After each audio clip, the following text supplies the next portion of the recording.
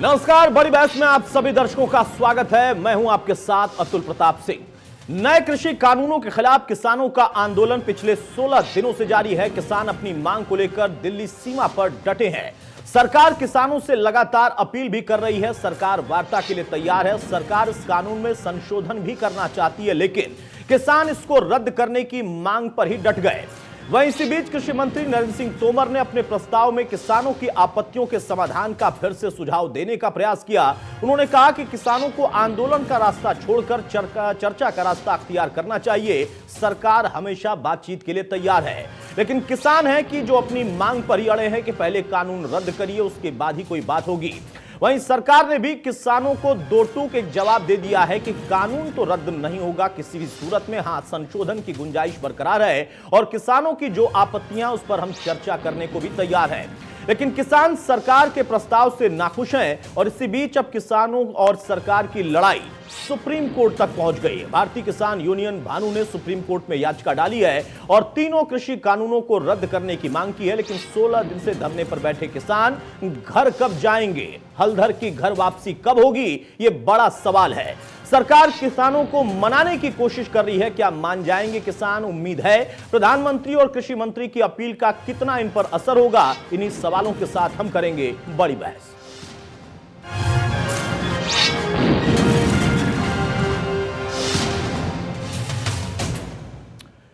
तो हम चर्चा को आगे बढ़ाएं उससे पहले आप देखिए, कृषि मंत्री ने एक बार फिर से किसानों से क्या अपील की और कहा कि कहां पर संशोधन हो सकता है अगर वार्ता किसान करे तो।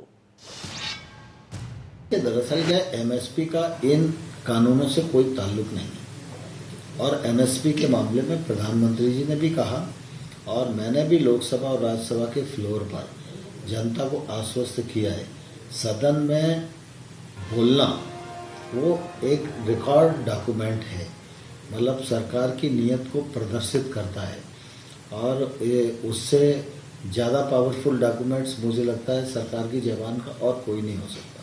तो हम लोगों ने फ्लोर पर भी आश्वस्त किया है, एमएसपी चल रही थी, आगे भी चलती रहेगी। एमएसपी को 1.5 गुना बढ़ाने का भी काम हमने किया है, खरीद को भी बढ़ाया है और इस बार देखेंगे तो 17% अधिक खरीद हुई है और पंजाब में तो 25% अधिक खरीद हुई है।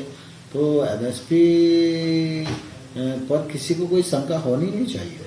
किसान यूनियन को जरूर आग्रह करना चाहता हूँ कि भारत सरकार किसान और किसान यूनियन के साथ बातचीत कर रही है, किसान की समस्याओं के लिए बातचीत कर रही है और उनका आंदोलन जो है वो विषयांतर नहीं होना चाहिए, ये उनकी जवाबदारी है। ये फोटो छपा हुआ है, मैं इसको दिखाना चाहता हूँ आपको कि ये क्या प्रदर्शित करता है। किसान की मांग एमएसपी की हो सकती है, किसान की मांग एपीएमसी की हो सकती है, किसान की मांग एक्ट में प्रावधानों को लेकर हो सकती है, लेकिन ये किसान की डिमांड कहाँ से हो सकती है? अगर ये डिमांड और ये पोस्टरबाजी अगर वहाँ हो रही है तो मैं किसान यूनियन के नेताओं से कहना चाहता हूँ कि इससे बचना चाहिए और ये किसान आंदोलन को बिखेरने की कार्रवाई नहीं, मैं समझता हूँ कि एक्ट के बारे में किसी को कंफ्यूजन नहीं है। लोकसभा और राज्यसभा के आप विपक्षी नेताओं के भाषण सुनिए, एक्ट के किसी प्रावधान पर किसी ने भाषण दिया ही नहीं, किसी ने विचार व्यक्त किया ही नहीं, पॉलिटिकल भाषण देते रहे।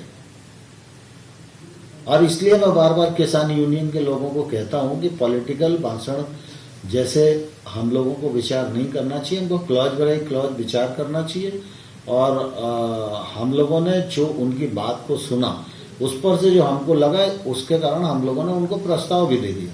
सरकार खुले मन से आगे चर्चा के लिए भी तैयार है और जो आपकी आपत्तियां उन पर भी विचार करने के लिए तैयार है और हम प्रस्ताव एडवांस में दे चुके हैं। अब किसान यूनियन को विचार करके किसानों के हित में क्या है वो सोचना चाहिए। मैं समझता हूँ, मैं आशावान हूँ, लगातार हम किसानों से वार्ता के लिए तैयार हैं और मुझे आशा है कि किसान वार्ता के लिए आएंगे और जरूर हम बातचीत करेंगे और बातचीत के माध्यम से समस्या का हल निकालने की कोशिश करेंगे। बहरहाल तो सरकार की तरफ से वार्ता के लिए बार बार विकल्प दिया जा रहा है, बार बार प्रस्ताव दिया जा रहा है। खुद प्रधानमंत्री ने भी कहा कि जो मेरे मंत्री कह रहे हैं उसको किसान सुने, किसान यूनियन सुने, उनकी बात को समझे। विपक्ष यहां पर राजनीति एक तरीके से कर रहा है, इस बात का जिक्र भी संकेतों में हुआ। और एक बार फिर से कृषि मंत्री ने जब मोर्चा संभाला तो उन्होंने ना सिर्फ अखबार की कटिंग दिखाई कि कौन सी तस्वीर है और वहां पर किसके पोस्टर लगे हैं, किसकी फोटो लगी है और मांगों में क्या कुछ और ऐड किया जा रहा है कि चिकन जो नेक है उसके खिलाफ या उसको लेकर जिसने बयान दिया था उसको रिहा करो, या फिर उसके अलावा कई और भी पोस्टर वहां पर थे।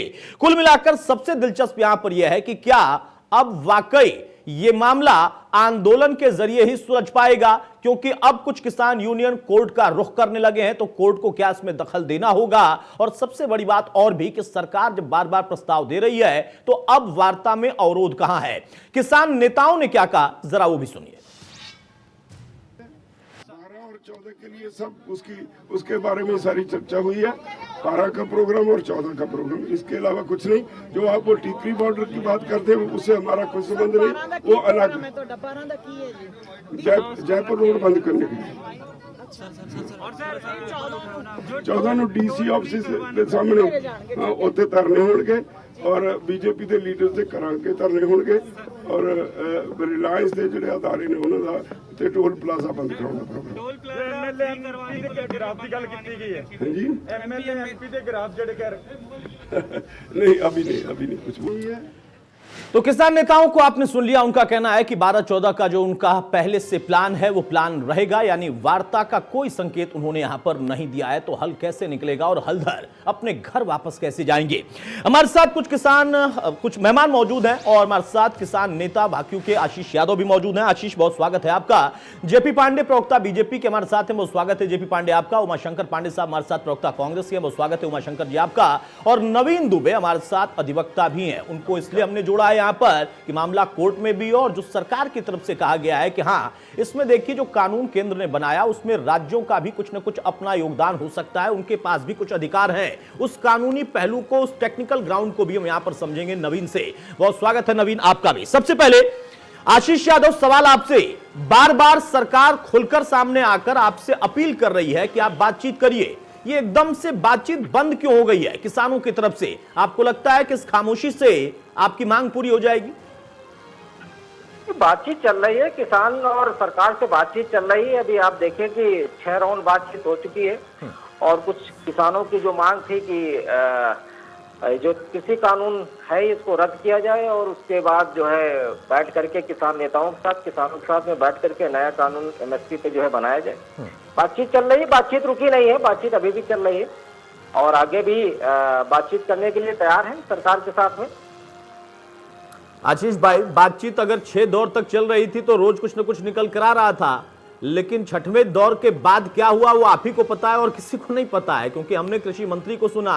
कृषि मंत्री कल जब आए उसके बाद प्रधानमंत्री ने आज उस वीडियो को ट्वीट किया, उन्होंने कहा कि अब हमारे मंत्रियों को सुने किसान। आज फिर कृषि मंत्री सामने आए, वो तो यही संकेत दे रहे हैं कि वो बातचीत करना चाहते हैं, यानी सरकार बातचीत करना चाहती है। किसान यूनियंस की तरफ से इस वक्त वार्ता रुकी हुई है। नहीं, बिल्कुल वार्ता रुकी नहीं हुई है। हमारे राष्ट्रीय प्रवक्ता चौधरी राकेश टिकैत जी जो है उस पर जो है पूरा जो है नजर बनाए हुए हैं और सरकार से बराबर उनसे बातचीत हो रही है। और अभी जब 6ठे दौर की वार्ता हुई थी तो उनमें टिकैत साहब ने भी कहा था, जो तमाम और संगठन के लोग थे उन्होंने भी कहा था कि भाई देखो ऐसा है, ये जो कानून आप लाए हो ये किसान के हित में नहीं है और इसको रद्द करके किसानों के साथ में बैठ करके एक नया कानून बना लेते हैं। इस पे चर्चा हुई थी और सरकार ने कहा ये कानून रद्द नहीं होगा, तो किसानों ने कहा रद्द नहीं होगा तो ये धरना खत्म नहीं होगा। तो हमारा कहना है कि आप किसानों की बात मान लो, हम धरना वहाँ पे अपना बोरिया बिस्तरा उठा करके अपने घर चले आएंगे, हमें और कोई मांग नहीं करनी। जेपी पांडे, किसानों की मांग क्या है और किसानों ने स्टैंड अपना क्लियर कर दिया और सरकार ने भी कर दिया है, क्या यही बातचीत अवरोध होने का सबसे प्रमुख कारण है? क्योंकि आशीष कह रहे हैं बातचीत चल रही है, लेकिन मुझे तो नहीं समझ में आ रहा कि बातचीत चल रही है, क्योंकि सरकार बार बार सामने आ रही है। वो कह रहे हैं कि हमारे दरवाजे खुले हैं, आप प्रस्ताव दीजिए, आप तारीख दीजिए, लेकिन ना तो तारीख सामने आई हो ना कोई नया प्रस्ताव सामने आया है। एक ही प्रस्ताव है, कानून रद्द करिए, सरकार रद्द करेगी नहीं, स्टैंड क्लियर कर दिया है। ये कैसे अब यहां पर समाधान की तरफ आप लेकर जाएंगे? क्योंकि अगर यह स्थिति है तो आपकी अपील का किसानों पर तो फिलहाल कोई असर नहीं है।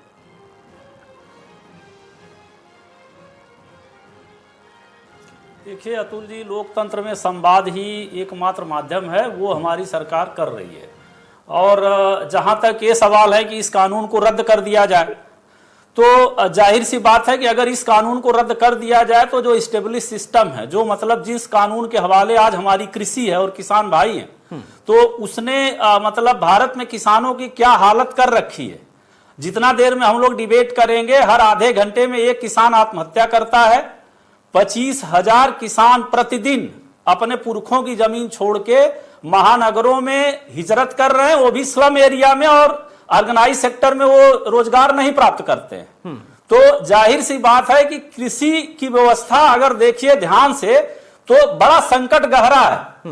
और वैसे प्रकृति ने भारत को, दुनिया में 11% फर्टाइल लैंड है, भारत में 57% है जी। तो हमारे किसान मेहनती हैं, हमारे पास फर्टाइल लैंड बेहतर है, जलवायु अच्छी है, तो कृषि क्यों संकटग्रस्त है। अगर या तो हम इसी हालत में छोड़ दें, और वरना अगर इसे बदलना है तो आप जानते हैं कृषि के संकट का जो मूल कारण है, प्रति हेक्टेयर उत्पादकता हमारी कम है। क्योंकि चीन में अगर मतलब प्रति हेक्टेयर चावल का 6.7 टन है, तो भारत में केवल 3 टन है। और इसे अगर बढ़ाना है तो निवेश बहुत जरूरी है अतुल जी, क्योंकि सरकार के निवेश कृषि अनुसंधान विकास पे 1.4 बिलियन डॉलर है, और 2018 का आंकड़ा है सरकारी। उसी समय चीन का जो था वो 7.8 बिलियन डॉलर था। तो ये सीधी सी बात है कि अगर किसानों की दशा सही करनी है तो बाजार से जोड़ा नहीं जाएगा, तो ना तो हमारा जो सरप्लस प्रोडक्शन है उसके भंडारण की समस्या का निजात होगा। जेपी पांडे भाई, मुझे तो आपकी बात समझ में आ रही है। आपकी सीधी सी बात आशीष यादव को क्यों नहीं समझ में आ रही है? वो कह रहे हैं कानून रद्द करिए, हमारे खिलाफ है कानून। आप कह रहे हैं कानून आपके लिए ही बनाया है, आपके हित का है। तमाम चीजें आपने आंकड़ों में गिना दी। आपकी सीधी सी बात, वो सीधा सा कानून आशीष और उनकी यूनियन को या किसान भाइयों को क्यों नहीं समझ में आ रहा है? वजह क्या लगती है? क्यों सरकार बार बार प्रस्ताव दे रही है बातचीत करने को और वो आपको खारिज कर रहे हैं? नहीं, इसमें देखिए किसान तो निश्चित रूप से इस देश के अन्नदाता हैं, एक किसान भी असंतुष्ट, हम संवाद करेंगे। लेकिन इसमें पॉलिटिकल फार्मर ज्यादा लीडरशिप के स्तर पे हैं। वो लोग हैं जो मतलब कहिए कि आयकर बचाने के लिए अपने फार्म हाउस की उपज को दुनिया में सबसे ज्यादा दिखा के वो तमाम घोटालों में जिक्र आया। अगर पूरा भारत का किसान एक वर्ग का नहीं है ना, वो आंदोलित है। क्योंकि आप आत्महत्या का भी आंकड़ा देखिए तो जो जीवन निर्वाह के कृषि वाले बेल्ट है, यूपी, मध्य प्रदेश, झारखंड, बिहार में कम होती हैं। हम मानते हैं कि पंजाब में भी एक किसान असंतुष्ट है, तो हमारी जिम्मेदारी, हम बातचीत करेंगे। लेकिन जो ये किसान आंदोलन के नाम पे नेता है, इनको भारत के कृषि की समझ ही नहीं है। ये इसमें कुछ खामियां हो सकती हैं अतुल जी, लेकिन ये पूरा का पूरा बिल खारिज कैसे किया जा सकता? ये उदारवाद आज विश्व की हकीकत है। चीन सहित जितने कम्युनिस्ट राष्ट्र हैं, एक ही बचा, वो भी आज बाजार से जोड़ दिए हैं। उदारवाद से जुड़ने का ही परिणाम है कि 90 दशक में जब हमारी इंडस्ट्री और सर्विस सेक्शन को जोड़ा, मनमोहन सिंह ने ही जोड़ा, जो आज कांग्रेस विरोध कर रही है। तो उससे 3 दशकों में हमारी पीसीआई 4 गुना बढ़ी है, हम 3 ट्रिलियन की इकोनॉमी हुई है, एक्सपोर्ट भी बढ़ा। तो उदारवाद को एकदम खारिज नहीं किया जा सकता। 6 लाख गांवों में अगर फूड मतलब भंडारण की सुविधा बढ़ानी है, प्रसंस्करण इंडस्ट्री को डेवलप करना है, तो सरकार के हवाले नहीं हो सकता। और हमारे छोटे किसान भाइयों के पास सामर्थ्य नहीं है कि वो कोल्ड स्टोरेज बनवा लेंगे या फूड प्रोसेसिंग का पैकेज कोई यूनिट स्थापित कर लेंगे। तो या तो ऐसे हालत में छोड़ दिया जाए, वरना अगर सुधार है कुछ, अगर उसमें समस्या आती है तो हम तो लोकतांत्रिक देश हैं। क्या चलिए, अच्छी बात आपने ये कही कि देखिए कानून पूरा गड़बड़ नहीं है, कुछ खामियां हो सकती है, और यही बात सरकार बार बार कह भी रही है। उमाशंकर पांडे साहब, देखिए जैसा जेपी पांडे ने कहा कि कुछ सुधार आपने और आपके नेताओं ने या आपकी सरकार में रहते हुए प्रधानमंत्री उस वक्त थे, उन्होंने अपनी तरफ से किए। एक कानून को लेकर जिसकी चर्चा सदन में होती है, जिसको वहां से पास कराया गया, और उसके बाद इस तरीके का आंदोलन की राह भी अधिकार है लोकतंत्र में किसी को भी और किसान भाइयों को भी। लेकिन वो आंदोलन और उस आंदोलन के बीच में वार्ता का एकदम से रुक जाना, क्या वाकई यहां पर उस आंदोलन में राजनीति की वजह से यह स्थिति बन गई है? और कहीं ना कहीं कांग्रेस भी इसके लिए जिम्मेदार है, जैसा बीजेपी कह रही है कि आप लोगों की वजह से ही किसान ट्रैप में है।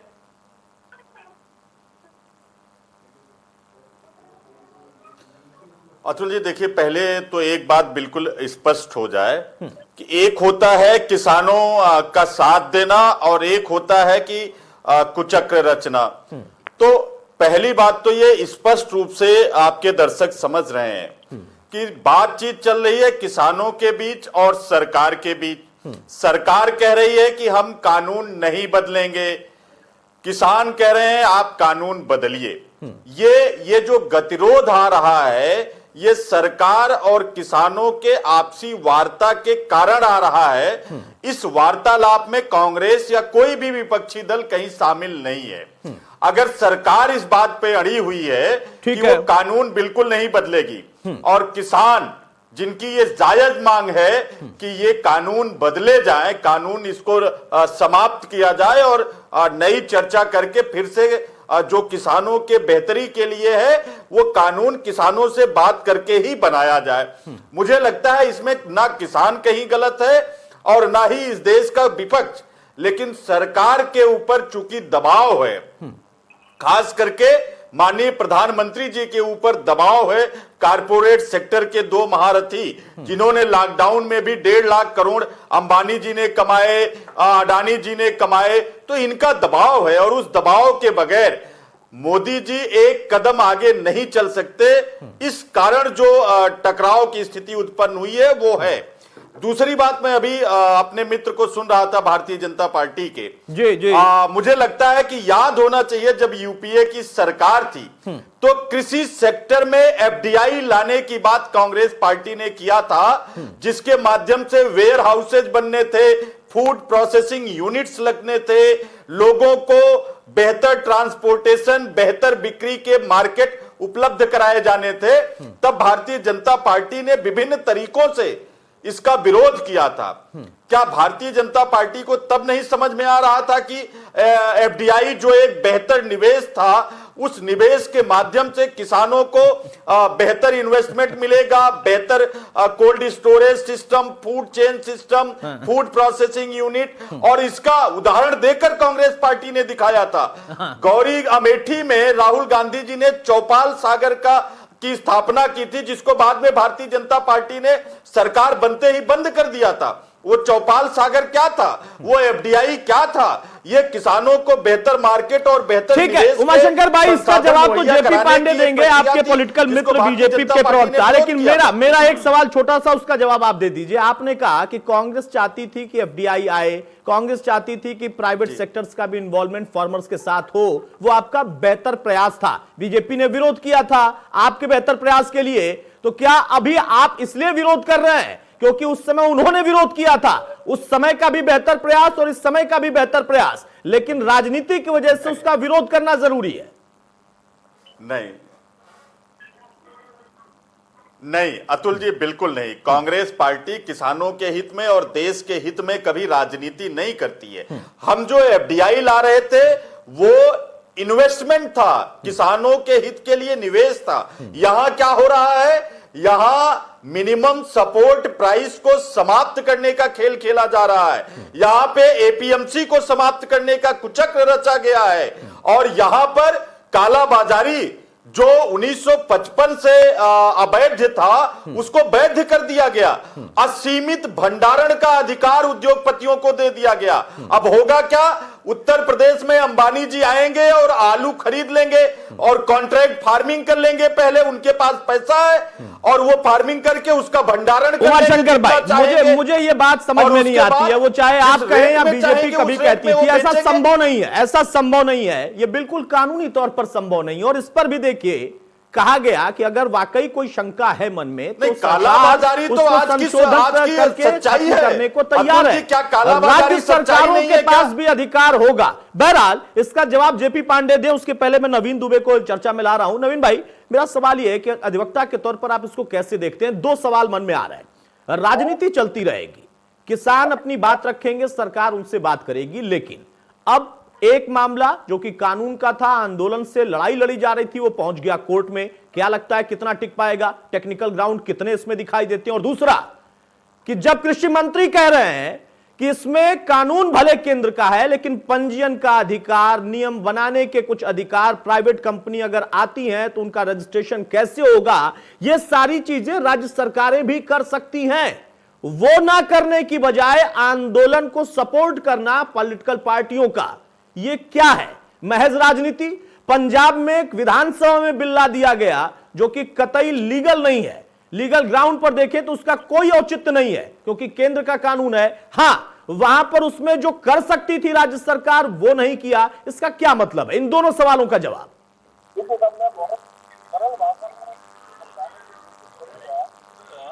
इंडियन न्यूज उत्तराखंड के दर्शकों को, अतुल जी सबसे बड़ी बात यह है कि आप नोएडा में देखिएगा, हमारे यहाँ जो बिल्डर फ्लैट बनाता है और बिल्डर बायर एग्रीमेंट होता है, जो अमूमन फ्लैट खरीदार होता है वो पढ़ा लिखा होता है, शिक्षित होता है, समझदार होता है, ठीक है ना। वो व्यक्ति जो फ्लैट खरीदता है आज की तारीख में बिल्डर के शोषण का शिकार है, तो ये गरीब किसान और जिनकी शिक्षा बहुत ज्यादा नहीं है वो इस कृषि कानून से कैसे आगे बढ़ पाएंगे, कैसे उन कॉर्पोरेट के चंगुल से निकलेंगे, अपने आप में एक बहुत बड़ा ये प्रश्न है। दूसरी बात, राज्यों को निश्चित ही अधिकार प्राप्त है कि वह अपने हिसाब से अपनी सुविधा के अनुसार अपने राज्य में नियम बदल सकते हैं, बना सकते हैं, लेकिन इससे होगा क्या? राज्यों का आपस में टकराव होगा। एक प्रदेश का किसान दूसरे प्रदेश में जाकर जब अपना अनाज बेचेगा वहां विवाद की स्थिति उत्पन्न होगी। और अभी हाल ही में आपने मध्य प्रदेश के मुख्यमंत्री माननीय शिवराज सिंह जी का बयान सुना होगा कि हम बाहर के किसानों को अपने यहाँ मध्य प्रदेश में फसल नहीं बेचने देंगे। तो ये टकराव की स्थिति पैदा करने वाली व्यवस्था है जिसको सरकार को भी 2 कदम पीछे हटना चाहिए, किसानों को भी समझौते का मन बनाना चाहिए और सरकार को बैठकर उनके साथ में बात करके इस पूरे ढांचे को, जो भी कृषि कानून किसान कानून बनाया गया है, इस ढांचे को निकालकर दोबारा से एक नया सिस्टम बनाना पड़ेगा, नया कानून लाना ही पड़ेगा, अन्यथा ये व्यवस्था चरमरा जाएगी। नहीं, आपको क्या लगता है कि इसमें संशोधन हो जाए तो काम नहीं चल जाएगा? कानून रद्द करना ये मांग ही एकदम सही है, जायज है? देखिए बिल्कुल सही है। कानून क्या है कि इसके अंदर इतने पेच दे दिए हैं उन्होंने जो किसानों की समझ से परे हैं। किसानों की तो क्या अब ये मामला जब सुप्रीम कोर्ट में, अभी एक यूनियन गई है, हो सकता है कई यूनियन और जाएं, हो सकता है कुछ पार्टी जाएं, हो सकता है अधिवक्ता के तौर पर आपका भी अधिकार है कि आप पीआईएल दाखिल कर दें, क्या स्टैंड कर पाएगा? कानून जो है उसको चैलेंज लीगली दिया जा सकता है वहां पर इन ग्राउंड्स के आधार पर? ये इतने मजबूत ग्राउंड्स हैं। मुझे इसमें नहीं लगता है कि कोई राहत सुप्रीम कोर्ट से मिलने वाली है, ये मैं पहले बता दूं आपको। इस मामले में सुप्रीम कोर्ट से कोई राहत किसानों को नहीं मिलेगी। सरकार को वार्ता करनी चाहिए किसानों के साथ में और आगे, क्योंकि संसद का काम है कानून बनाना और उस कानून के अनुसार फैसले करना कोर्ट का काम होता है। तो लिहाजा जो संसद का बनाया हुआ कानून है उसको ना तो रद्द कर सकती है। चलिए, तो दो महत्वपूर्ण चीजें एक अधिवक्ता के तौर पर नवीन भाई ने कही कि देखिए बहुत राहत की उम्मीद सुप्रीम कोर्ट से नहीं है, और दूसरा कि यहां पर दोनों को 2-2 कदम पीछे हटना होगा या बातचीत से ही रास्ता निकल सकता है। कानून रद्द ना भी हो तो कम से कम महत्वपूर्ण बदलाव जो कि सरकार भी कह रही है वो बदलाव भी होंगे, तो उस पर बातचीत से ही बदलाव होगा। आशीष, बहुत जल्दी से देखिए, कानूनी तौर पर तो आपने सुन लिया कि अगर आप उस तरीके से लड़ाई लड़ेंगे तो राहत कितनी मिल पाएगी, लेकिन जो सड़क से आप लड़ाई लड़ रहे हैं जिसमें एक आम जनता की भावना भी आपके साथ जुड़ी है, किसान भाइयों के साथ जुड़ी है, उस लड़ाई को आप मजबूत कर सकते हैं, लेकिन अवरोध उत्पन्न होगा तो नहीं होगा। आपको नहीं लगता कि हां सिर्फ कानून रद्द करने की मांग पर डटे रहना, इससे आपके आंदोलन का बहुत व्यापक असर नहीं होने वाला है? या आप कहेंगे कि नहीं हम रेल रोकेंगे, हम सड़क बंद करेंगे, हम बाजार बंद कराएंगे, तो उससे क्या मांग पूरी हो जाएगी? सरकार ने कई बार ये स्पष्ट कर दिया कानून रद्द नहीं होगा, हम संशोधन के लिए तैयार हैं, मूल चूल संशोधन जो हो सकते हैं वो हम करेंगे। अतुल जी, मैं पहले भी कह चुका हूं और सरकार से हमारी कई राउंड बात भी हो चुकी है इस विषय में कि किसान संगठन, भारत के जितने भी किसान संगठन है, भारत के जितने भी किसान हैं, जो किसान हित में कानून होगा वो सरकार को लाना पड़ेगा। 70 सालों से किसानों को हर पार्टियों ने ठगा है, चाहे कांग्रेस हो चाहे बीजेपी हो।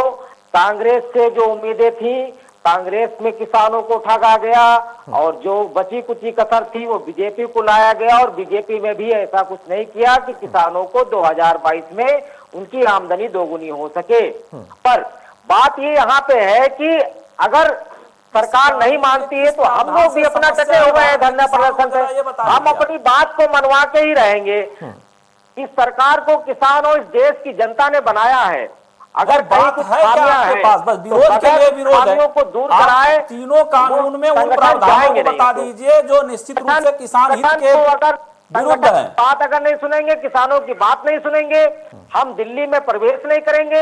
ये कहाँ का नियम है? क्या दिल्ली बीजेपी की है? दिल्ली सबकी है। हम अपनी बात स्वच्छता से शांतिपूर्वक कहने जा रहे थे और जैसा कि बर्ताव किया गया आप सभी लोग जानते हैं। वाटर कैनन पानी से हम लोग को भिगोया गया और रास्ता रोका गया। ठीक है, नहीं आपकी बात से मैं सहमत हूं, दिल्ली किसी की नहीं है, लेकिन एक सवाल मेरे मन में और भी आशीष, वो सवाल मैं जरूर आपसे लेना चाहूंगा।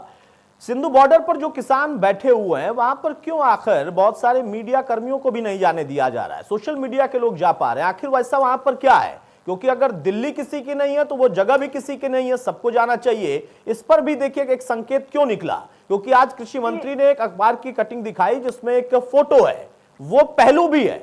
कई जगह और भी किसान बैठे हैं, हम लोग जा रहे हैं वहां पर, कोई दिक्कत नहीं है, लेकिन वहां पर यह दृश्य क्यों है? क्या उसके पीछे कुछ इस तरीके की भावना है या वहां पर कुछ ऐसे लोग हैं जिसका संकेत दे रहे थे कृषि मंत्री कि हाँ इस आंदोलन को एक तरीके से उन्होंने हाईजैक कर लिया, यूनियंस को भी उनसे बचना चाहिए, सरकार से वार्ता भले कर नहीं रहे हैं लेकिन कम से कम उनसे बचें, आंदोलन पर असर ना पड़े? आशीष, नहीं ऐसा नहीं है, ऐसा नहीं है। हमारा आंदोलन भारतीय किसान यूनियन और भारत के किसानों के साथ में चल रहा है। हमारा किसी विपक्षी पार्टियों के साथ में कोई समझौता नहीं है और ना उनसे कोई लेना देना है। हाँ, अगर कोई मदद कर रहा है तो वो अपना करे जाकर के, हमारे संगठन से और हमारे धंधे पे उनका कोई काम नहीं है। ठीक है, जेपी पांडे दोनों लोगों का जवाब दीजिए। उमाशंकर भाई ने कहा कि एक कुचक्र के तहत यह कानून लाया गया और कुचक्र रचा जा रहा है इस आंदोलन को खत्म करने के लिए। आशीष का कहना है कि वार्ता तो हमारी जारी है लेकिन रद्द करने की आपकी बारी है, इस कानून को बिना रद्द किए बात नहीं होगी। आपने कह दिया रद्द नहीं होगा, यहां पर दोनों तरफ से शिथिल हो गया है मामला। कैसे समझा पाएंगे? क्या अब आपने जो नया तरीका निकाला है कि पार्टी स्तर पर चौपालों के जरिए गांव-गांव जाकर आपका संगठन लोगों से बात करेगा, आपको लगता है कि उसी से माध्यम को तो तरीका निकल पाएगा कि समाधान का रास्ता क्या होगा? या डायरेक्ट जो संवाद होना चाहिए जिसके लिए सरकार अपील कर रही है वो स्थिति बन जाएगी 1-2 दिन में?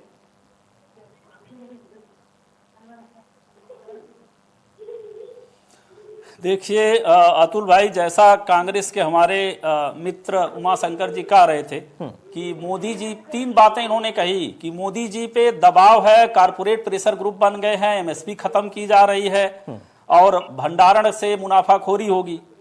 तो ये निश्चित रूप से कारपोरेट ताकतवर हुए हैं, लेकिन अगर कारपोरेट आज प्रेशर ग्रुप बने हैं तो इसके जन्मदाता कौन है? उदारवाद की नीति 1990 में मनमोहन सिंह और नरसिम्हा राव मिनिस्ट्री से ही आगे आई। हम ये नहीं कह रहे हैं कि उसमें सहमति नहीं थी, चाहे उसमें संयुक्त मोर्चे की सरकार रही हो, भाजपा की रही हो, उदारवाद को सबने आगे बढ़ाया।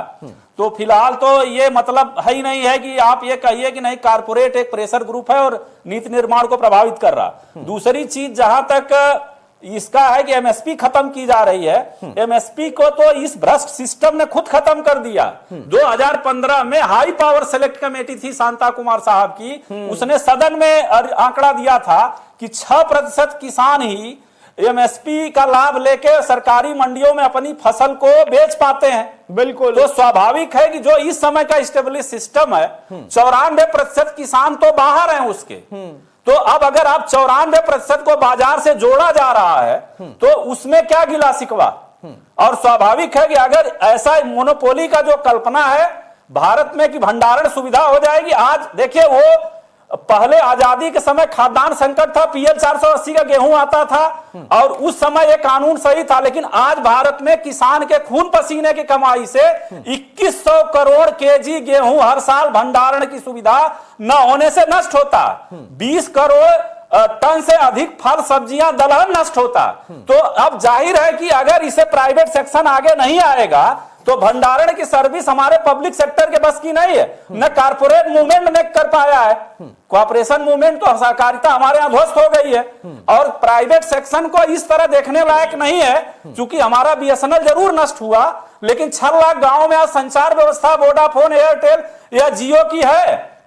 बाजार में प्रतिस्पर्धा भी एक फैक्टर होता। मोनोपोली भारत में, आप बताइए, भारत जैसा देश, उमाशंकर भाई ये एक वैलिड पॉइंट था। उमाशंकर भाई एक वैलिड पॉइंट था जो कि जेपी पांडे कह रहे हैं कि नष्ट होने से बेहतर है कि उसका कहीं और भंडारण हो प्राइवेट सेक्टर के जरिए।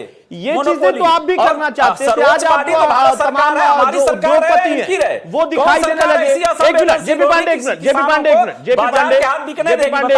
एक मिनट उमाशंकर भाई, जो जेपी पांडे ने कहा कि नष्ट हो जाए वो बेहतर है, या अगर कोई प्राइवेट व्यक्ति भी आकर उसका स्टोरेज कर ले और सरकार कानून के तहत उनको मॉनिटर करे, वो बेहतर है?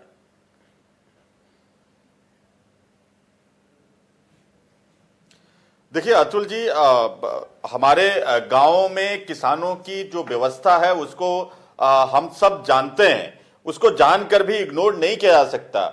किसान अपने जो छोटे किसान हैं, करीब 86% किसान छोटे किसान हैं जिनके पास जमीन कम है और उनको बमुश्किलन 10 से 20 क्विंटल उनके पास अनाज होता है जो उनके खाने के अतिरिक्त होता है, जिसको वो बेचते हैं। अब अगर सरकार ये कहे कि देखिए हमने खोल दिया है, कहीं भी पूरे देश में बेचिए, तो 86% किसान के लिए ये कानून तो बिल्कुल हास्यास्पद है। जिसका 10 क्विंटल 20 क्विंटल जिसके पास अनाज बच रहा है बेचने को, क्या वो नागपुर में बेचने जाएगा या वो केरला चला जाएगा बेचने? तो ये कहना बिल्कुल गलत है। होता क्या है कि वो एक निश्चित, जो बड़े किसान भी हैं, वो जितना अनाज मंडियों में बेच पाते थे वो बेचते थे, और जो बचता था उसको अपने हाथ छोटे व्यापारियों के हाथों, जो उनका साल भर का आपसी लेन देन होता है, उनके हाथों वो बेचते हैं। क्या वो बंद होने वाला है क्या भाई? और ये कहीं से गलत नहीं है उमा भाई, तो क्या वो बंद हो जाएगा इस कानून से? जो छोटे किसान उनको बेचते थे या अपने प्रदेश में, अपने जिले में, अपने सेंटर पर ही बेचते थे, क्या इस कानून से वो बंद हो जाएगा? आपका ये कहना है क्या? ऐसा तो नहीं है कि इस कानून के आने के बाद वो बंद हो जाएगा, वो तो फिर भी चलता रहेगा। बिल्कुल, आप समझिए, मैं वही बात कहना चाहता हूं। देखिए, समग्रता में इन तीनों कानून का जो आपसी सामंजस्य के तहत कारपोरेट को फायदा देने का खेल है, वो समझना। एक तरफ भंडारण 1955 का जो एसेंशियल कम्युनिटी एक्ट था उसको समाप्त करके दलहन तिलहन गेहूं अनाज फल सब्जी को स्वतंत्र कर दिया गया, यानी कि कोई भी बड़ा व्यापारी जितना चाहे उतना सामान खरीद के, उतना इन चीजों को खरीद के भंडारण कर ले। एक खेल। दूसरा, एमएसपी समाप्त किया जा रहा है, उसकी गारंटी नहीं दी जा रही है, यानी कि कोई जो है एमएसपी पर जब बेचेगा नहीं तो जो एपीएमसी उसको इन्होंने समाप्त करने की बात भले नहीं कही है, लेकिन टैक्स जो है जो एपीएमसी में बेचेगा उस पर 8.5% का टैक्स लगेगा, और जो बाहर बेचेगा उस पर टैक्स नहीं लगेगा। यानी कि मंडी में कोई खरीदेगा ही नहीं जब उसको 8.5% टैक्स देना होगा। कंफ्यूजन है। देखिए, अभी इसी को लेकर कृषि मंत्री ने कहा कि जो मंडी में टैक्स वहीं बाहर, इस पर भी सरकार वार्ता को तैयार है, संशोधन को तैयार है। इसी के साथ साथ आपने कहा कि मंडियों की व्यवस्था के अलावा प्राइवेट सेक्टर आकर अपनी मोनोपोली जमा लेगा। नवीन, मैं आपसे जानना चाहता हूं, एक अधिवक्ता के तौर पर आपने कुछ चैलेंजिंग पॉइंट बताए कि हां, किसान के लिए इसको समझना कहां मुश्किल है, कहां पर वो फंसेगा, इतना उलझ जाएगा। लेकिन अगर संशोधन की बात सरकार कह रही है तो क्या वो एकदम गलत है? क्या रद्द करना ही विकल्प है? क्योंकि हमारे सदन से, हमारी लोकसभा से, हमारे राज्यसभा से अगर कोई कानून बना, उसके बाद उसी जगह पर उस चीज का ऐलान हुआ, फिर भी किसान अगर आंदोलन कर रहे हैं तो उस पर सरकार वार्ता करने को तैयार है। इसमें कहां वो 2-3 वैलिड पॉइंट हैं जिनका हल निकल जाए तो स्थिति साफ हो जाएगी, उससे खत्म हो जाएगा आंदोलन, किसानों को एक राहत भी मिलेगी और उनको एक विश्वास भी मिलेगा कि हां, ये हमारे लिए अब बेहतर हो गया, जो नहीं हो पा रहा है।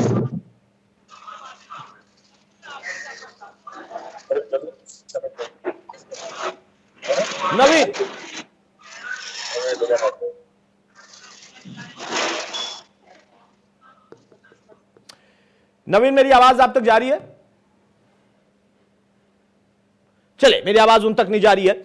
आशीष यादव, अब सवाल वही, उमाशंकर भाई ने देखिए जो बात कही, आपने हालांकि पहले ही कह दिया था कि कांग्रेस ने क्या किया है आप लोगों के लिए वो भी दर्द है, और बीजेपी ने जो किया है वो भी दर्द ही है। तो दोनों ही पार्टियों से आपको दर्द है, लेकिन निवारण भी तो पार्टियां ही निकालेंगी, क्योंकि भाई यही लोग इस सरकार में जाते हैं। अभी ये विपक्ष में बैठे हैं, कल को हो सकता है सत्ता में आ जाएं, जो पहले विपक्ष में थे वो अभी सत्ता में बैठे हैं। यहां पर मोटा मोटा एक कम से कम समाधान निकलना चाहिए। आपको नहीं लगता कि हाँ ये एक जिद सी हो गई है कि नहीं कानून रद्द करो, कानून रद्द करो, कानून रद्द करो? यहां पर संशोधन के लिए ही तो वार्ता की बात थी और मोटी चीजें ये निकल कर उभर कर आ गई। प्रधानमंत्री आपसे लगातार बात कर रहे हैं। अगर हम एक आंकड़ा निकाल कर देखें तो लगभग 25 बार वो बोल चुके हैं कृषि कानून को लेकर, कमोबेश हर हफ्ते एक बार। तो क्या उन चीजों पर अब आप लोगों को भी थोड़ा सा रुख नरम नहीं करना चाहिए ताकि राहत मिले? सरकार पर भी अगर दबाव है तो सरकार उस संशोधन को भी करे और आप लोगों को उस दिक्कत से मुक्ति मिल जाए।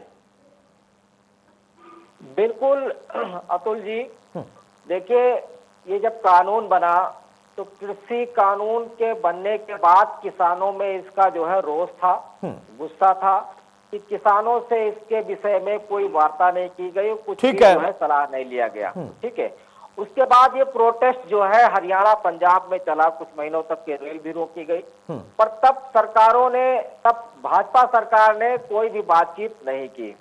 उसके बाद जब पूरे भारत का किसान दिल्ली की तरफ जब कूच करने लगा, जब वहां पे धरने पे बैठ गया, जब दिल्ली नहीं जाने दिया गया, तब किसानों में एक गुस्सा हो गया। किसान गुस्से में आया कि मतलब हम अपनी बात को लेकर के प्रधानमंत्री जी से मिलने जा रहे हैं और प्रधानमंत्री जी के पास इतना समय नहीं है कि किसानों के बीच में बैठ करके बातचीत कर लें। तो इन लोगों ने भी तो हट अपनाया कि किसानों को अपने घर तक के अपने मतलब आवाज दबाई गई कि किसान कह ना पाए, हमारा कानून जो इन्होंने बनाया वही सही है इनकी तरफ से। अब ये कह रहे हैं कि इसमें संशोधन कर लिया जाएगा। हम कहते हैं संशोधन कर लिया जाएगा, पर क्या ये उचित था कि हम लोगों को जो आवाज दबाई गई, इतने दिनों तक हम लोग बैठे हुए हैं, सरकार अब उनकी आंखें खुली है कि अब इनसे बात करना चाहिए, क्या पहले ये नहीं कर सकते थे? हमारा सवाल ये भी तो है, क्या पहले तो आशीष भाई अब तो आपकी आवाज पहुंच गई है ना, तो अब आप ये कहेंगे कि नहीं अब आवाज पहुंची है तो और ज्यादा आवाज पहुंचाएंगे? अब तो अगर आवाज पहुंच गई है तो उसका हल निकलना चाहिए ना। ऐसा नहीं है, अच्छी बात है, बिल्कुल आपने सही कहा कि अगर पहले ही आप लोगों से बात कर लेते, एक्सपर्ट से बात कर लेते। हालांकि सरकार कह रही है कि भाई स्वामीनाथन के आधार पर हमने बनाया, स्वामीनाथन की सिफारिशें जो हो सकती है सुधार के लिए उसको एक कानून का रूप दिया, फिर भी चलिए आप कहते हैं कि आवाज देर से पहुंची, अब तो पहुंच गई ना, तो अब तो हल निकलना चाहिए। बिल्कुल अतुल जी, बिल्कुल पहुंच गई, आवाज पहुंच गई और हम चाहते हैं कि किसान और सरकार मिल बैठ करके बातचीत कर ले, जो भी संशय है उसको दूर करके हो जाए, उसके बाद में धरना समाप्त हो जाएगा। किसान तो यही चाह रहा है, ज्यादा कुछ किसान नहीं। देखिए महेंद्र सिंह टिकैत ने एक बात कही थी कि महंगाई के अनुपात में किसान को उसका वाजिब रेट दे दिया जाए। महंगाई, आज की महंगाई क्या है, आज के हिसाब से हमारा गेहूं और धान का रेट क्या होना चाहिए, ये सरकार को तय करना चाहिए। सरकार कहती है कि हम 2022 में आपकी आमदनी दोगुनी कर देंगे। भाई दोगुनी नहीं कर देंगे, हमारी आमदनी दोगुनी से आधी हो गई, अभी जो चल रही वो आधी हो गई। जो हमारा 1868 रुपए का धान था वो 800 रुपए 900 रुपए में बिक रहा है। पहले क्या था, पहले जो मार्केट में था वो 100-200 रुपए 300 रुपए का अंतर होता था। ठीक है, तो किसान कहीं भी बेच लेता था। अब किसान को आधे रेट का अंतर हो रहा। अगर ये अपनी एमएसपी पे सरकार खरीदारी नहीं कर पा रही है, कानून को लाने से क्या मतलब है, क्या फायदा है कानून की? ठीक है, देखिए वो अलग विषय है। मैं बार बार जब भी चर्चा करता हूं तो देखिए दोनों अलग विषय है कि एमएसपी पर खरीद नहीं हो पा रही और उसको बीजेपी के लोग खुद स्वीकार करते हैं। यहां पर बैठकर उनके नेता, उनके पार्टी के प्रवक्ता खुद स्वीकार करते हैं। कई तो किसान खुद भी हैं, वो कहते हैं क्या नहीं हो पाया है, लेकिन वो ये भी कहते हैं तो क्या इसके लिए एकदम से हम दोषी हैं? हम धीरे धीरे कर रहे हैं। कांग्रेस अब उन पर हमलावर है, वो कांग्रेस पर हमलावर होते हैं, वो राजनीतिक बात है। हाँ, सच्चाई ये है कि उत्तर प्रदेश, बिहार जैसे राज्यों में, मध्य प्रदेश में एमएसपी पर खरीद कितनी हो रही है सवाल है, लेकिन एक सच्चाई ये भी है कि बाजरा, मक्का, तिलहन, दलहन, इन तमाम चीजों को भी ऐड किया इसी सरकार में, तो कुछ अच्छा भी है लेकिन कुछ उसमें खामियां भी हैं। नवीन हमारे साथ फिर से जुड़ चुके हैं। नवीन, मेरा सवाल अब आपसे सीधा यही है कि एक लीगली आप क्या समझ पा रहे हैं कि हाँ इन चीजों पर फोकस कर दिया जाए तो शायद इसी कानून के रहते किसान का भला जो कि सरकार चाहती है और तमाम राजनीतिक पार्टियां चाहती हैं वो हो जाएगा। इसी कानून में हो सकता है, वो संभव है, बहुत ज्यादा जरूरत नहीं है बदलाव की। देखिए ऐसा है, जो मुख्य मांगे हैं किसानों की अगर उन मांगों में से काफी कंटेंट्स ऐसे हैं जो वास्तव में जमीनी हैं और बदलाव की आवश्यकता है उनमें। दूसरी चीज, कोई भी राजनीतिक पार्टी हो, मैं किसी पार्टी का नाम नहीं लूंगा, सारी ही राजनीतिक पार्टियां किसानों का हित कम देख रही हैं, अपना निजी हित ज्यादा देख रही हैं। ये एक बड़ी दुर्भाग्यपूर्ण स्थिति है देश में। अगर वास्तव में ये पार्टियां किसानों के प्रति संजीदा होती, ठीक है, तो शायद स्थितियां कुछ और होती। ठीक है। जेपी पांडे, जवाब देंगे आप जो आशीष कह रहे हैं, और उन्होंने बहुत सकारात्मक तरीके से अपनी बात रखी है, लेकिन क्या अवरोध यहां पर यूनियंस के अलग अलग गुटों के वजह से भी हो गया है क्या, जिसके संकेत कृषि मंत्री दे रहे थे कि हां यहां पर राजनीति और राजनीति के पीछे उस आंदोलन में कुछ और तत्व हैं, इस वजह से संवाद रुक गया है? क्योंकि जैसा मैं सुन रहा हूं आशीष को बार बार कह रहे हैं बातचीत भी हो रही है, हालांकि मुझे नहीं दिख रहा है कि अभी कोई बातचीत हो रही है, होता तो इतना तो हमें जानकारी मिल जाती, लेकिन वो उम्मीद कर रहे हैं कि हल भी आप निकालेंगे। यहां पर उन तमाम बिंदुओं में वो चीजें तो सच है ना, एमएसपी की अगर बात थी तो यहां पर चूक हो गई आपसे, आप अगर लिखित पहले ही कर देते तो आज इस बात को संशोधित करने की जरूरत नहीं पड़ती, और संशोधन को लेकर कई जो पहल आपने की है उस पे आखिर अवरोध कहां पर आ रहा है, कौन रोक रहा है इन किसान यूनियंस को बातचीत करने से?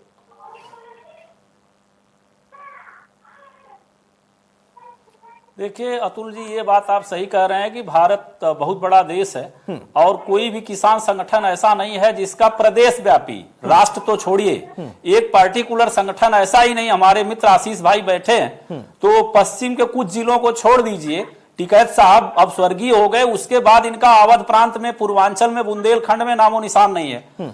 और ऐसे ही सारे कृषि संगठन हैं, सारे संगठन हमारे लिए पवित्र हैं क्योंकि वो अन्नदाता से जुड़े हैं। लेकिन सवाल यह है कि एक ऐसा समेकित या केंद्रीकृत संगठन ही नहीं है जो हमारे शीर्ष नेतृत्व से, जो नेतृत्व बार बार संवाद की अपील कर रहा है, वो कर सके। और सोशल मीडिया पे तमाम ऐसे वीडियो वायरल है कि जो दिल्ली पे धरने दिए किसान भाई हैं, उनमें कैसे लोग शामिल हो गए, किस तरह से हिंसा की धमकी दे रहे हैं या किस तरह से राष्ट्र विरोधी बातें भी की जा रही हैं। तो ये तो एक फैक्टर है, लेकिन ये निश्चित मान लीजिए कि किसान, अगर बिहार चुनाव जब हुआ था तब ये बिल आ चुका था, मुद्दा बनाया गया था, और बिहार बिल्कुल एक भी महानगर नहीं है उसके पास, पटना इंक्लूड।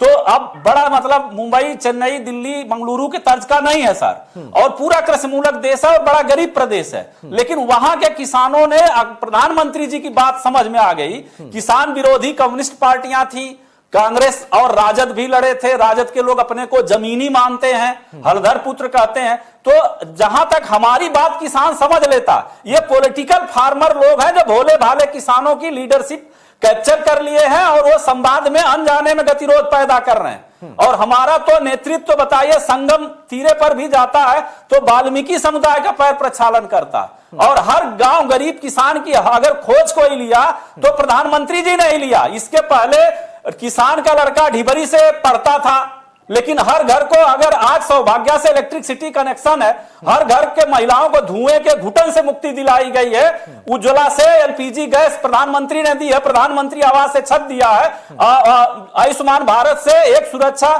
चक्र भी उनको स्वास्थ्य का देने का प्रयास हो रहा। बुनियादी सुविधा के लिए जो व्यक्ति इतना आशीष जवाब देंगे, उसके बाद मैं उमाशंकर भाई के पास जाऊंगा। आशीष, जो बात जेपी पांडे कह रहे हैं कि किसान यूनियन के नेताओं को पॉलिटिकल लोगों ने कैप्चर कर लिया, इसी वजह से बातचीत नहीं हो पा रही, और अगर ये रहा तो अवरोध बना रहेगा और किसान अपनी बात पर डटे रहेंगे, सरकार उनसे बार बार तारीख मांगती रहेगी।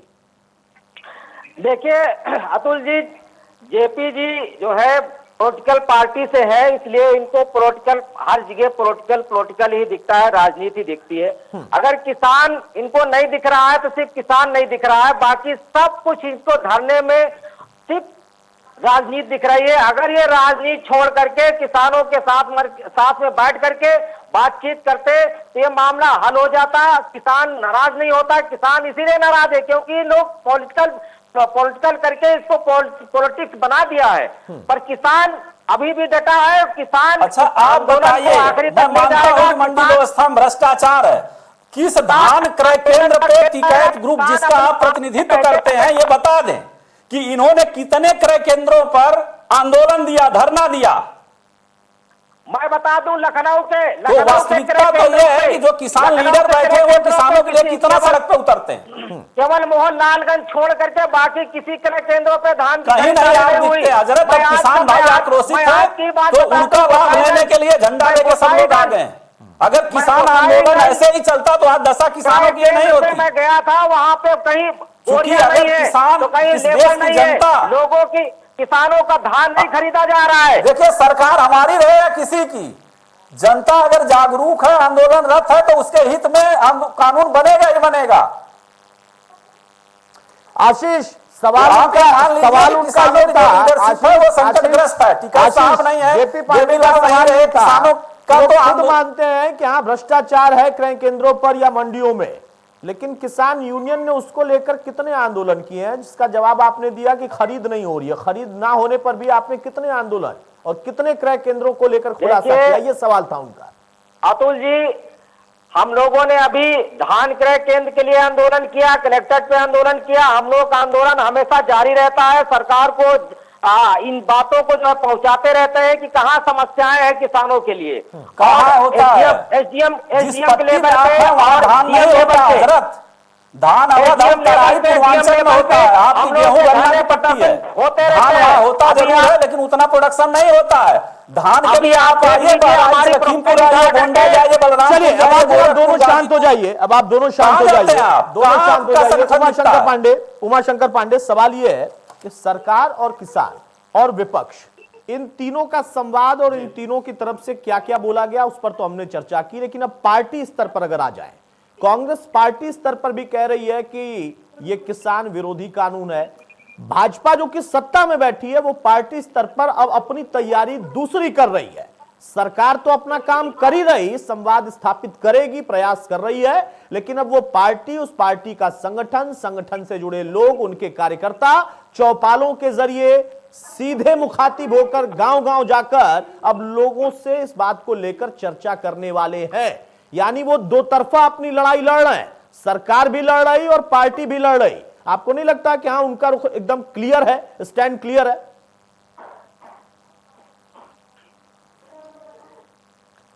देखिए अतुल जी, पहली बात तो मैं स्पष्ट कर दूं कि ये सरकार की लड़ाई नहीं है, ये अंबानी और अडानी की लड़ाई भारतीय जनता पार्टी की सरकार भी लड़ रही है और उनका संगठन भी लड़ रहा है। हाँ। अगर ये कानून इतना अच्छा है और ये कह रहे हैं किसान नहीं समझ पा रहा है, वो किसान जो तमाम सारे संकट के समय में भी हमारी थाली में खाना पहुंचाता है, उसको भारतीय जनता पार्टी कह रही ये समझ नहीं पा रहे, इनको बरगलाया जा रहा है। मुझे लगता है भारतीय जनता पार्टी को पहले तो ये मानसिकता बदल लेनी चाहिए। दूसरी बात, ये किसानों, ये लोगों के बीच जाके चौपालों में कहेंगे क्या कि हमने अंबानी और अडानी के सामने? अरे भाई उमाशंकर भाई, अब ये तो उन पे छोड़िए ना, वो क्या कहेंगे? आप अपनी तैयारी क्या कर रहे हैं? देखिए अगर उनके पास कहने को कुछ नहीं होता तो तैयारी भी नहीं करते ना। वो समझ नहीं जब आप मुंह दिखा नहीं सकते तो जाएंगे कैसे? वो तो जाने के लिए तैयारी करके बैठे। उमाशंकर भाई, दूरसंचार कंपनी उमाशंकर भाई देखिए बात टेक्निकल, एक मिनट उमाशंकर भाई बहुत टेक्निकल एक मैं सवाल पूछ रहा हूं। आप कह रहे हैं कि वो जाकर कहेंगे क्या? अरे वो जा रहे हैं, क्या कहना है वो तय कर चुके होंगे। आपकी पार्टी इस पर क्या तय कर रही है? उन्होंने तो तय कर लिया है कि वो जाएंगे। नहीं, वो क्या कहेंगे उन पर छोड़िए ना, वो तो जाने को तैयार है भाई, वो तो पहुंच रहे हैं, तैयारी शुरू कर दिया, जाने लगे। मैं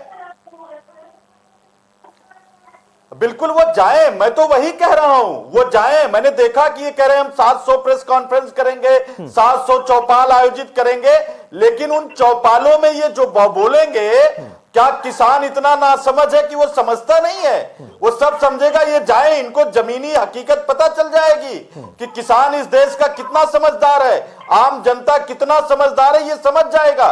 वो जानता है कि जियो क्यों इतना प्रॉफिट कमा रहा है और सरकारी कंपनी बीएसएनएल क्यों बर्बाद हो गई, ये जनता समझती है। वो ये भी जानती है कि लॉकडाउन में कैसे अंबानी 1.5 लाख करोड़ का फायदा कमाते हैं। मुझे ये नहीं समझ में आता है, मुझे ये नहीं समझ में आता है कि कांग्रेस को कैसे अंबानी की कंपनी को राफेल में कॉन्ट्रैक्ट मिलता है, क्यों हो गई है? क्योंकि वही अंबानी अडानी छत्तीसगढ़ में आपकी सरकार है, तो वहां पर तो उनके प्रोजेक्ट धड़ाधड़ आगे बढ़ रहे हैं। यहाँ पर आपको समस्या है। मेरा सवाल यह है कि बीएसएनएल आज खत्म हो गया क्या? क्यों छोड़ा? क्या बीएसएनएल आज खत्म हो गया क्या? बीएसएनएल लगातार खत्म हो रहा था। उमाशंकर भाई बिल्कुल सही कहा आपने, हमारा किसान ना समझ नहीं है। तभी तो आशीष ने कहा कि कांग्रेस ने क्या किया वो भी हमें पता है, बीजेपी जो कर रही है वो भी हमें दिख रहा है। जेपी भाई जवाब देंगे आप क्या कहेंगे किसानों से जाकर, लोगों से मुखातिब होकर, और जो कहेंगे तो उसका क्या जवाब मिलेगा वो बता रहे हैं उमाशंकर भाई। जी जी देखिए जी, ये अतुल भाई यही तो बड़ा आश्चर्य है कि हम अगर झूठ भी बोलते हैं तो देश की जनता हमारे नेतृत्व को सुन लेती है और उसके साथ खड़ी हो जाती है। और राहुल गांधी जी कांग्रेस के नेता हैं, वो बिल्कुल हकीकत बयानी करते हैं और जनता के हित की बात करने जाते हैं। लेकिन अभी बिहार में ही हम बताए जैसा कि ये सही बताने गए थे, इनकी बात को कितना सिरे से खारिज कर दिया जनता ने। और उत्तर प्रदेश में तो ये हमारे मित्र बड़े निश्चित रूप से मूल्यवादी नेता हैं, लेकिन कांग्रेस संगठन गांव स्तर पे क्या बचा है किसी से छिपा नहीं है। और स्वाभाविक सी चीज है कि हमें जो बताना है वो निश्चित रूप से भारतीय जनता पार्टी ने किया है और कानून में लिखित है। वो कानून केवल भारत के लिए ही नहीं, मैं पूरे दुनिया का इतिहास लेकर बता रहा हूं। आप मान रहे हैं कि आप झूठ भी बोलते हैं तो लोग आपके साथ खड़े हो जाते हैं। सारे देशों ने पब्लिक सेक्टर को, जेपी भाई आप ये मान रहे हैं कि आप झूठ भी बोलते हैं तो भी लोग आपके साथ खड़े हो जाते हैं। आज भी है, कहीं भी भंडारण की ऐसी समस्या नहीं आई, जेपी भाई किसान कंगाल हुआ। जेपी पांडे आप ये क्या कह रहे हैं क्या कि अगर आप झूठ भी बोलते हैं तब भी लोग आपके साथ खड़े रहते हैं? आप मान रहे हैं क्या? इसीलिए तो 7 साल चला ले गए। नहीं, मैं नहीं कह रहा हूँ, ये कह रहे हैं हमारे मित्र कि हम लोग झूठ बोलते हैं। चलिए, तो हमारे झूठ पे तो मतलब कैसे यकीन कर लेती है जनता? चलिए, पब्लिक जान गई है। ठीक है, चलिए, मतलब आप झूठ बोलते नहीं है, लेकिन आप उनको उदाहरण दे रहे हैं कि अगर आपको लगता है कि हम झूठ बोलते हैं तब भी हमारे साथ जनता रहती है, तो उनको अपने सच को सही तरीके से प्रस्तुत करना होगा। बहरहाल नवीन दुबे बहुत जल्दी से फाइनल कमेंट संक्षेप में सर। यहां पर देखिए लड़ाई खिंच रही है और जिस तरीके से शुरुआती दौर में वार्ता लगातार हो रही थी तो लग रहा था कि बहुत लंबा नहीं होगा और कुछ ना कुछ निपटारा निकल जाएगा, लेकिन अब एकदम से ब्रेक लग गया।